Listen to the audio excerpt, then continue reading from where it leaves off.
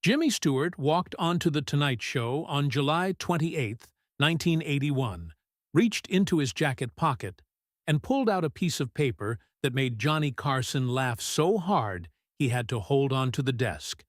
And then, 4 minutes later, made him press his fingers to his lips and go completely still. The same piece of paper. The same 4 minutes. A poem about a dog who bit the delivery man, terrorized the gas meter reader, set the house on fire, and absolutely, categorically refused to come when called. The audience was howling. Johnny was gone. And then Jimmy Stewart hit the last 4 lines of that poem. 4 quiet lines that nobody saw coming. And the laughter died in 300 throats at exactly the same moment. Like a switch. Like a door closing. The man who had survived World War II, 5 decades in Hollywood, and on the death of his wife of 41 years, sat in a chair on live television with tears running freely down his face, and he did not apologize for a single one of them. But here is what nobody who watched that broadcast knew. The poem was only the surface of the story. What Jimmy Stewart had never told anyone, not in any interview, not in any memoir, not in any conversation that ever made it into print, was what that dog had actually been doing for him. What Bo had been carrying on his behalf, without being asked, for years.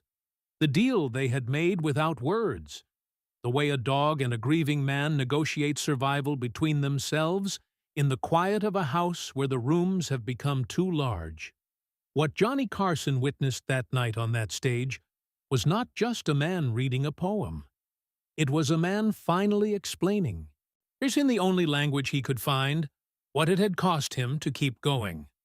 And why, for a stretch of years that nobody on the outside could have identified, he had needed a stubborn, rose-bush-destroying, delivery man terrorizing golden retriever to help him do it. Stay with me. Because this story starts with the funniest dog in Hollywood history and ends somewhere completely different. If this already has you, hit that like button right now and tell me in the comments where in the world you're watching from tonight. You are going to want to stay for all of it. But before starting our video, I'd like to say something. I often see comments from people who did not realize they were not subscribed. If you enjoy the channel, please take a second to check and make sure you are subscribed. It is free, and it really helps us keep the show growing. Thank you for being part of this journey with us. To understand the dog, you have to understand the man. And to understand the man, you have to understand something about James Maitland Stewart that his entire career spent 50 years very carefully obscuring. He was funny. Not in the way that Hollywood professionals are funny. Not wit as a weapon. Not charm as currency. He was funny the way people from small towns in western Pennsylvania are funny, which is to say, he found the world genuinely absurd and had a very specific, very dry way of saying so that crept up on you before you realized it had arrived. The stammer helped. The stammer was real. It was always real. But it also did something useful, which was to make every punchline take slightly longer to land than you expected. And the delay made it funnier. He was born in 1908 in Indiana, Pennsylvania, to a father who ran a hardware store and a mother who played the piano. He grew up in a world where you worked hard and said little and showed your feelings through what you did rather than what you declared. He went to Princeton, and he flew combat missions over Germany and Austria in a B-24 Liberator. He rose to brigadier general. He came home and made movies for another 4 decades and won every award there was to win, and never in public made a scene about any of it. This was a man built on compression. Everything that mattered to him was packed in tight, held under pressure, expressed sideways, through a role, through a gesture, through a very long pause before a two-word answer. He married Gloria Haytrick McLean in 1949, when he was 41 years old, and everyone who knew them agreed that she was the best thing that ever happened to him, and that he knew it, and that he showed it by treating her with a kind of sustained, quiet devotion that Hollywood did not particularly reward or recognize because it was not spectacular enough to make good copy. And they had twin daughters. He raised her two sons from her previous marriage as his own. They were married for 41 years, which in any industry would be remarkable, and in Hollywood amounts to a geological phenomenon. When Gloria was diagnosed with lung cancer, Jimmy Stewart did what he always did with the things that cost him the most. He took care of her quietly, and he did not talk about it. She died on February 16, 1994. He was 85 years old. He outlived her by 3 years, and by every account those 3 years were the longest of his life. He was seen less and less publicly. He turned down interviews. He sat in the house in Beverly Hills that they had shared, and he was, by his own later admission, not doing particularly well. But that story, the story of the years after Gloria, is actually not where Bo enters. How? Because Bo entered earlier. Bo was there before. The Stewarts got Bo sometime in the early 1970s, when Jimmy was in his mid-60s, and the big career had quieted to a pace that suited a man of his temperament. Selective, deliberate. Only the things that interested him. Gloria had wanted a dog. She had always wanted a dog. Jimmy, by his own admission, had been somewhat neutral on the subject in the abstract. He was about to become extremely non-neutral on the subject in practice, and not always in the way you would wish. Because Bo was not, it must be said, a dog who made things easy. He was a golden retriever, which is a breed that carries with it certain expectations. Warmth, eagerness, a fundamentally cooperative relationship with human authority. Bo had apparently not received this information, or had received it and set it politely aside. He came when he felt like it. He sat when it suited him. He healed when the concept seemed relevant to his current interests, which was not often. He had a particular relationship with the rose garden that could only be described as adversarial, and the roses were losing. He had opinions about visitors, firm opinions. The delivery man had opinions of his own about Bo, which were formed during their first interaction and never revised, because revision would have required getting close enough to have a second interaction, which the delivery man was not prepared to do. The gas company sent a formal notice, according to people who knew Jimmy during this period, indicating that the meter would no longer be read in person and would henceforth require a different arrangement. And this was not a gentle dog. This was not a dog who padded softly through a household, creating warmth and harmony. This was a dog who had a position on everything and communicated that position with complete physical commitment and absolutely no regret. Jimmy Stewart loved him immediately and completely, and with a depth that surprised him. He did not announce this. He did not write about it. He simply loved the dog the way he loved everything, quietly, consistently, without making a scene about it, and with a faithfulness that never wavered regardless of what the dog had most recently destroyed. What nobody fully understood from the outside, what nobody could have understood, because Jimmy didn't say it, was the specific function Bo served in the Stewart household. Gloria was the warmth. Gloria was the one who said the things that needed saying, who laughed at the right moments, who kept the temperature of the house at something habitable. Jimmy was the constant, the reliable, the present, but it was Gloria who made the house feel the way a home feels, that particular aliveness that the best homes have. And Bo, chaotic and ungovernable and chronically allergic to obedience, was Gloria's accomplice. He was her project and her comedy, and her daily proof that life was fundamentally absurd, and that the appropriate response to absurdity was not frustration, but delight. When she took him on the evening walks, and it was always her who initiated the evening walks, because she was the one who wanted the walks, who wanted the air and the movement and the spectacle, Bo would be first out the door. He would practically be through the door before it was fully open. And Gloria would be hanging on to the leash with both hands, while this golden animal with no respect for physics attempted to tour the entire neighborhood in 4 minutes. And Jimmy would bring up the rear, his bones aching the way the bones of a man in his 60s ache, watching his wife and this dog turn the evening walk into an event. He used a phrase in the poem for this.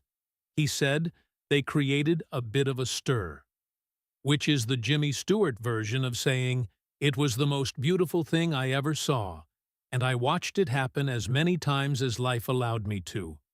And then Gloria got sick, and the walks changed, and eventually the walks stopped, and the house became a different kind of place. But Bo was still there. And what Bo was still there.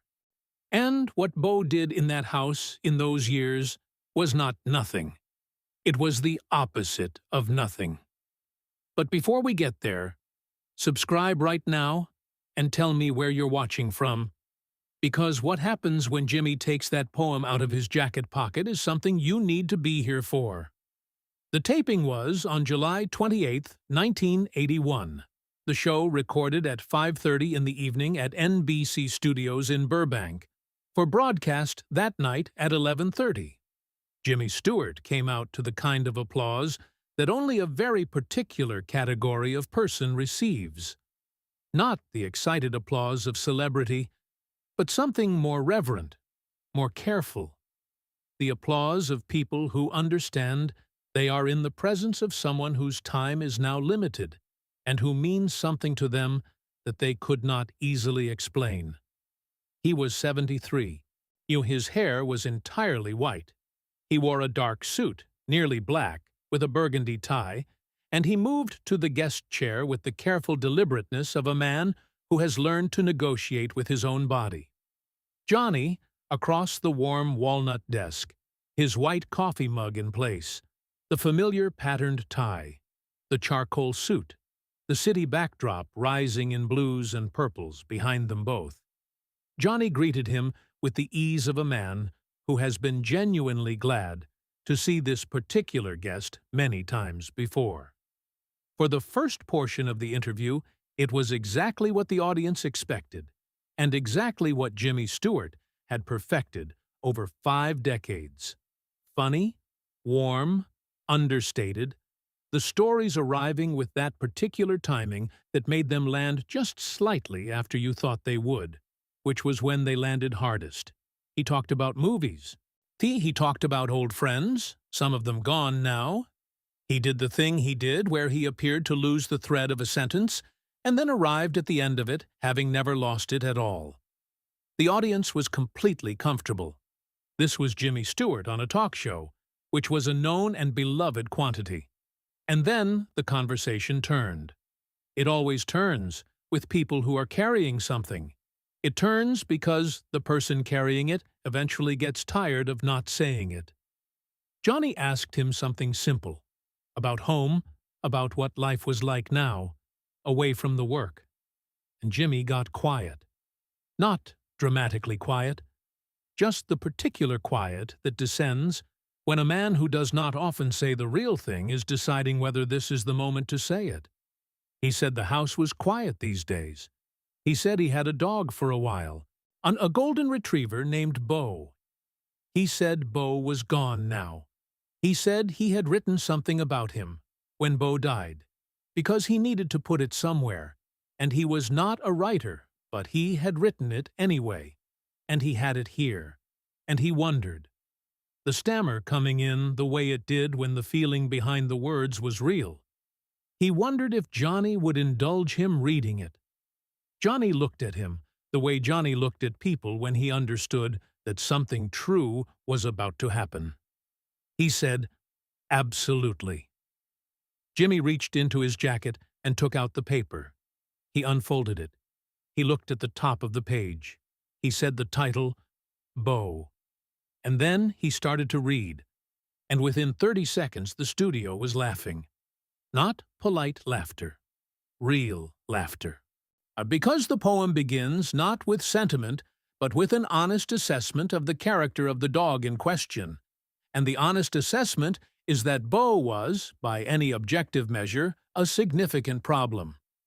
Jimmy read, and you have to hear the delivery in your mind, the stammer, the timing, the absolute straight-faced commitment, that Bo never came to me when I would call, unless I had a tennis ball, or he felt like it. Pause. But mostly, he didn't come at all. The audience was already gone. He kept reading. Bo, it emerged, had never learned to heel or sit or stay. He did things his way. Discipline, Jimmy reported with the gravity of a man delivering a formal assessment, was not his bag. He would dig up a rose bush just to spite him, Jimmy said. And when Jimmy would grab him, here the stammer arrived perfectly. On the pause, doing the work of a comedian with 30 years of experience. When Jimmy would grab him, Bo would turn and bite me. The audience erupted. He bit lots of folks from day to day, Jimmy continued. The delivery boy was his favorite prey. The gas man, he reported, would not read the meter. Had, in fact, formally communicated that he considered the Stewart property to harbor what he could only characterize as a genuine man-eater, and that he was not prepared to continue visiting it in a professional capacity. At which point, Johnny Carson was laughing so hard he had to put his hand on the desk. And then, this is real. This actually happened. Jimmy included this in the poem with the same level of deadpan that he used for everything else. At one point, Bo set the house on fire. Jimmy delivered this information and immediately noted that the story is long to tell, but that it sufficed to say that both Bo and the house had survived. He left it there. He did not explain further. He moved on. The audience was completely helpless. This was not what anyone had expected. This was not what you expect from a 73-year-old legend on a talk show. This was a man reading a genuinely funny poem about a genuinely impossible dog with complete sincerity and not a single wink at the camera. And it was working in the way that only total commitment to material ever works. You are probably smiling right now just reading this description. Imagine being in that room. And then imagine what happened next, because here is where the story changes. Jimmy kept reading. He got to the evening walks. And he described Gloria.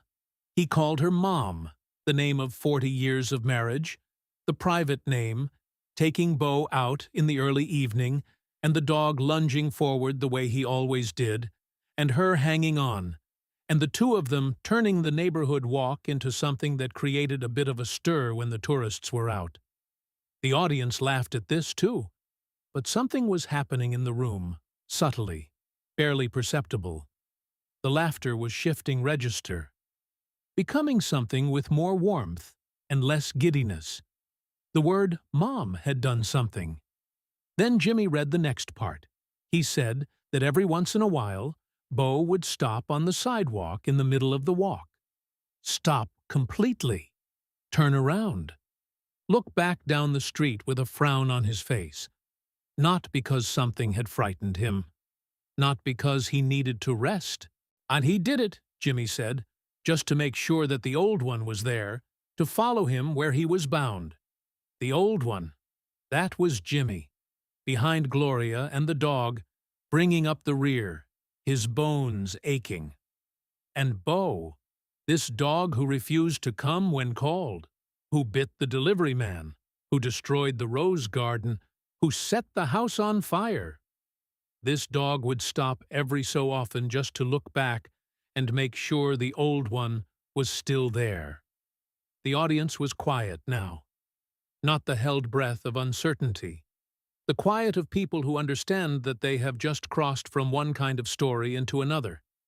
Jimmy kept reading. He went to bed early these days, he said. He was usually the first to retire. And when he left the room, Bo would look at him, get up from his place by the fire, and follow. And he knew where the tennis balls were, upstairs, and Jimmy would give him one for a while, and Bo would push it under the bed with his nose, and Jimmy would dig it out with a smile, because that was the game, and the game was non-negotiable. He'd do it until Bo got tired, which never took long, and then Bo would be asleep in his corner before the light was even out. And then, here, Jimmy's voice slowed, the stammer coming in more often now, the pacing changing the way pacing changes when a man is choosing words carefully. He read the part about the nights. There were nights, he said, when he would feel Bo climb up onto the bed, climb up and lie between them, and he would reach out and pat his head. There were nights when he would feel the stare.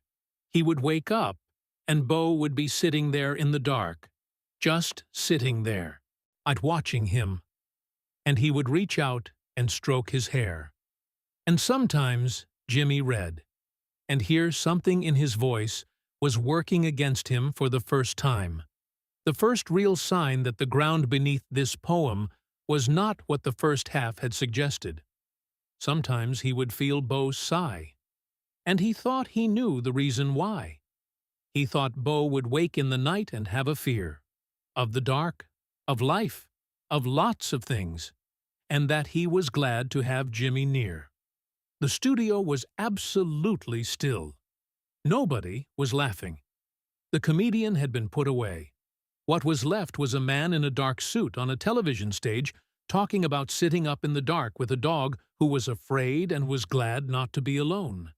And everyone in that room knew, without being told, that the sentence worked in both directions, that the man was glad too, that the dog and the man had been keeping each other company in the dark for years, that this was what they had been doing, that this was the deal. Jimmy Stewart looked at the last 4 lines of the poem. He had been reading for just over 3 minutes. The studio was completely quiet. He began to read. And now he's dead. He stopped. He tried to go on. His voice wouldn't come. He pressed his lips together. He looked at the paper. He had written these words himself.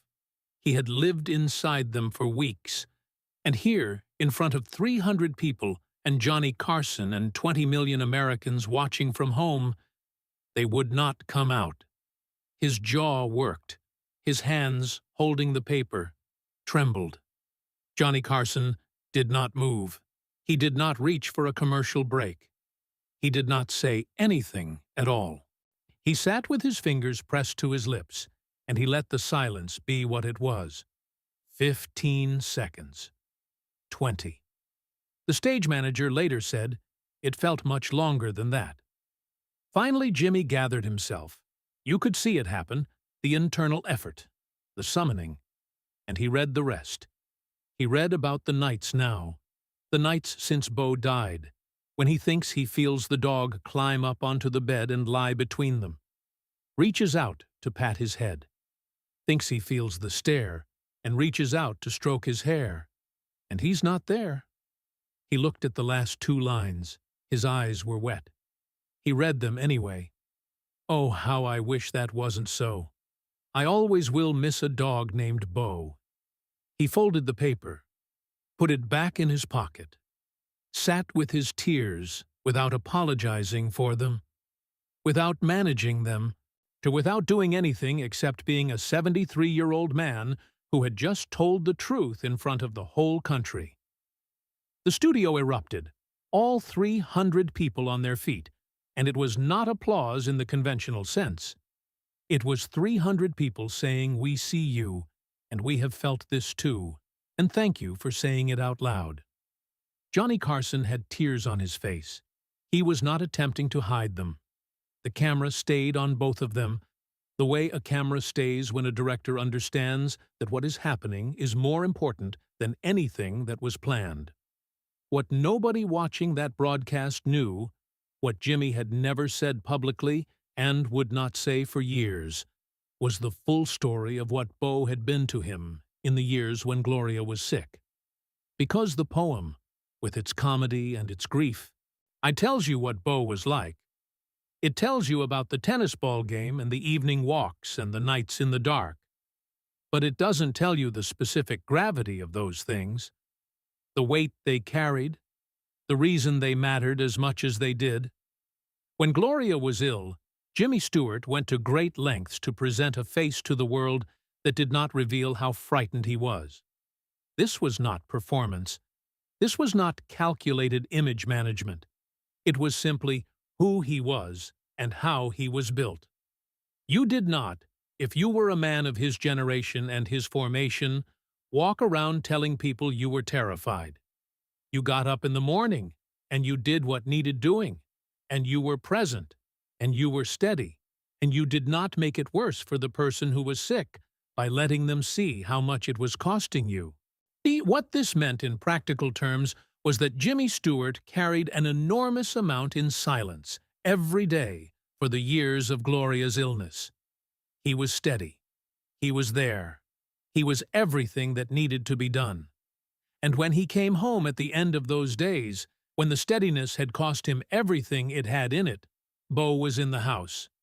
Bo, who did not know that Jimmy was sad and would not have behaved differently if he had, who demanded the tennis ball game regardless of what kind of day it had been, who needed to go out in the evening whether or not Jimmy felt like going, who climbed onto the bed at night and sat there in the dark being afraid and being glad to have company, and who, by being afraid and being glad, made it possible for Jimmy to be both of those things too, in the only language they shared, which was the language of presence. There is a thing that dogs do for people in grief that is very hard to explain to anyone who has not experienced it. They make the day have structure. They make the house have sound. They make the morning have a reason to start, and the evening have a shape. They require you to be present, physically present, in a body that is tending to another living thing, at exactly the moments when the temptation is to disappear entirely into the loss. Bo did this for Jimmy, for years. He did it with enormous, characteristic reluctance. He did it while biting the delivery man and destroying the roses and refusing to come when called. But he did it. And when Bo died, the structure went with him. The sound went. The shape of the evening. The game with the tennis ball under the bed. And the weight on the other side of the dark. Jimmy sat down and wrote the poem. He was not a writer, but he was a man who understood, having tried every other way of carrying a thing, that sometimes the only way to set it down is to say it. Where are you watching from? Drop it in the comments right now, because this next part, what Jimmy Stewart said to Johnny Carson when the applause finally faded, and what Johnny said back, is the part that I have been saving. When the audience sat and the room found its breath again, Johnny didn't rush. He never rushed when he sensed that something real had just happened and needed a moment to settle. He looked at Jimmy for a while. Then he said, simply, "I think a lot of people just felt less alone." Jimmy nodded slowly. He said he hoped so. He said that was the reason he'd read it. If he was being honest, which the evening had apparently committed him to. He said he'd kept the poem to himself for a while because it was private, because a man writing poems about his dog was not exactly the stammer, the pause, the curve at the corner of the mouth. Standard procedure. The audience laughed, warmly, grateful for the permission. And then Jimmy said the thing that has stayed with everyone who has been close to this story. He said that what he had learned at 73, after everything he had been through, was that the things we are most embarrassed to love are usually the things we love the most completely. that Bo had been an embarrassing amount of dog, had been, by any rational accounting, more trouble than he was worth, had been, on multiple occasions, a genuine liability. He smiled when he said this, the full Stewart smile, unhurried and real. And he had been, Jimmy said, the best companion he ever had, by a significant distance, for a significant number of years. He said he thought Bo had known that. He said he thought Bo had woken up in the night and looked at him not because dogs are afraid of the dark, but because dogs are not afraid to check on the people they love, and it does not occur to them to be embarrassed about it. He said he had been trying to learn from that example. Johnny looked at him. He said, "I think you just passed the lesson on." They sat with that for a moment. Two men in a television studio, late on a Tuesday afternoon in July, having arrived somewhere that the format of the show had not planned for and could not have. The audience watched. America watched. And nobody reached for the remote. The poem about Bo was published after the broadcast and became one of the most widely circulated pieces of writing ever associated with Jimmy Stewart's name. It has been read at pet memorial services. It has been tucked into sympathy cards. It has been copied out by hand and put on refrigerators. It has been found in the personal belongings of people who never told anyone they had it. It consistently appears on lists of writing about grief and love and animals that has meant something to the people who found it. None of this was planned. A man wrote a poem about a dog because he needed somewhere to put what he was feeling. He read it on television because he had run out of reasons not to. And what poured back in was the discovery that almost everyone, everywhere, had loved something or someone in exactly this way, with this specific mixture of exasperation and devotion and helpless gratitude, and had never known how to say so. Jimmy Stewart died on July 2nd, 1997, at 89 years old. In the years between that Tonight Show broadcast and his death, he spoke more openly about loss than at any other point in his life, about Gloria, about Bo, about what it is like to love things that leave. People who interviewed him in his final years noted a particular quality of willingness that had not always been there before, a readiness to sit inside a hard question rather than step around it. Whether the evening of July 28, 1981, had anything to do with that is impossible to say with certainty. But Jimmy Stewart was a man who understood cause and effect, who understood what it meant to make a decision that changed the shape of things. And he made that decision when he put the folded poem in his jacket pocket that morning and walked out the door. The house was quiet. There was nobody left to read it to. So he went somewhere and read it to everyone. And everyone, as it turned out, had been waiting. Here is what I want to leave you with. Not the television history, not the career, not the legend. Here is the thing that stays. Somewhere in Beverly Hills in 1981, a man who had never written a poem sat down and wrote one because he had loved a dog who bit the delivery man and set the house on fire and destroyed the rose bushes and absolutely refused to come when called. He wrote it because the dog had also climbed into bed with him in the dark and sat there being afraid with him, and because that had mattered more than he had known how to say while it was happening. He wrote it because love, the real kind, the messy and inconvenient and embarrassing and bone-deep kind, does not announce itself as love while it is happening. It announces itself after, in the silence, in the reaching out in the dark and finding that the thing you reached for is not there. Jimmy Stewart knew this. He sat down with a piece of paper, and he put it there, in the plainest language he could find, in a poem that is funny for 3/4 of its length, because that is how it was. It was genuinely funny. The dog was genuinely impossible, and then lands in the last 4 lines, in a place that has no bottom. That is what love looks like when someone tells the truth about it. That is what it costs, and that is what it was worth. And subscribe to this channel right now if this story moved something in you. We tell stories like this. Real stories. Stories about the moments when people who seemed to have everything revealed the thing that actually mattered. Share this with someone who has lost an animal and felt embarrassed by how completely it undid them. Share it with someone who is grieving something they don't know how to name. And drop a comment below telling me the name of the dog, the cat, the animal who did this to you, who made your days have shape, and then left a silence where the shape used to be. Let's fill this comment section with their names. Bo deserves to be remembered. And so does yours. Where are you watching from? I read every single one.